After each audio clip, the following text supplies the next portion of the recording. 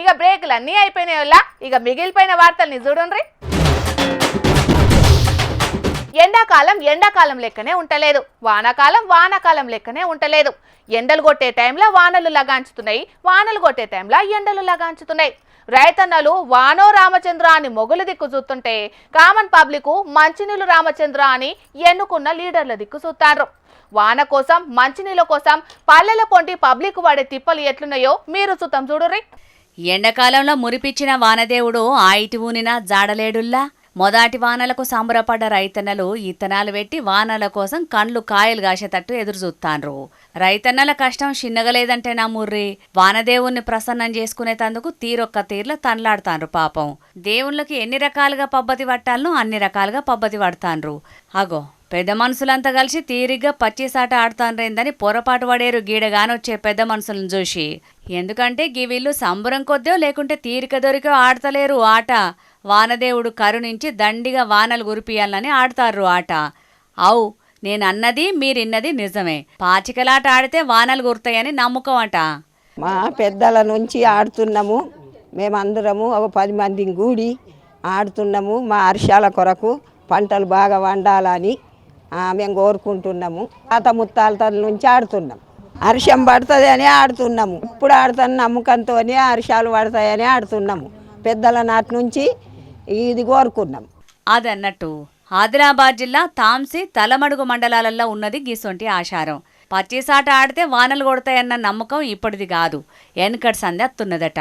మరి ఏం చేసుడు, మృగశిర కార్తె కురిసిందని ఇత్తనాలు పెట్టిరి రైతన్నలు. ఇప్పుడు చూస్తేనేమో శినుకు జాడలేదు. పోయిన వనక కూడా గిట్లనే అయింది. మొదలు మురిపిచ్చిన వానలకు ఇత్తనాలు పెట్టి కోట్ల రూపాయలు నష్టపోయిరు అన్నదాతలు. అందుకే వానదేవుడు దిగొచ్చేటట్టు వెనకటి ఆచారాలను మళ్ళా వాటిస్తున్నారు. గిదొక్కటే కాదు, గ్రామదేవతలకు దండిగా పూజలు చేస్తున్నారు. చిన్న పెద్ద తేడా లేకుండా కప్పతల్లి ఆట ఆడుతున్నారు. ఒక్క తెలంగాణనే కాదు, తెలుగు రాష్ట్రాలలో ఎక్కడ చూసినా పల్లెల పొంటి కప్పతల్లి ఆటలే కానత్తన్నాయి. అగో రోకలికి కప్పను గట్టి కప్పతల్లి ఆట ఆడుకుంటా వానల కోసం ఎట్లా తన్లాడుతాండ్రు చూడుండ్రి. శ్రీకాకుళం జిల్లా జీసిగడ మండలం వెలగాడ ఊరోళ్ళు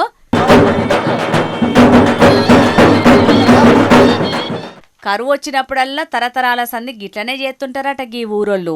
తొలుత గ్రామదేవతలకు పూజలు చేసి కప్పతల్లి ఆట ఆడతారు. ఇదివరకట్లా కరువు వచ్చి కప్పతల్లి ఆట ఆడినప్పుడల్లా వానలు కురిసినాయట.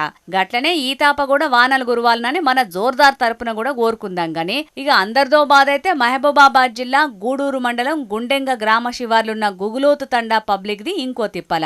గుక్కెడు నీళ్లు లేక బండెడు కట్టమెల్లబోతున్నారు పాపం. పేరుకు మిషన్ భగీరథ నీళ్ల ట్యాంకున్నా ఏడాది బట్టి నీళ్ళే అత్తలేవాట. పట్టించుకునే నాదుడు లేక షేన్లు షెల్కలు దాటి బాయి మోటార్ల కాడ నీళ్లు తెచ్చుకుంటారు పాపం. ఎంత తిప్పలున్నది చూడుర్రి గీ తండా పబ్లిక్ది. పంచాయతీ కార్యదర్శి అడిగితే ఇంటి పన్ను గడితేనే నల్ల కలెక్షన్ ఇస్తాం అంటాడట. ఎంపీడీఓని అడిగితే అధికారుల పేరు చెప్పి కాలం వెళ్ళదిస్తున్నాడట.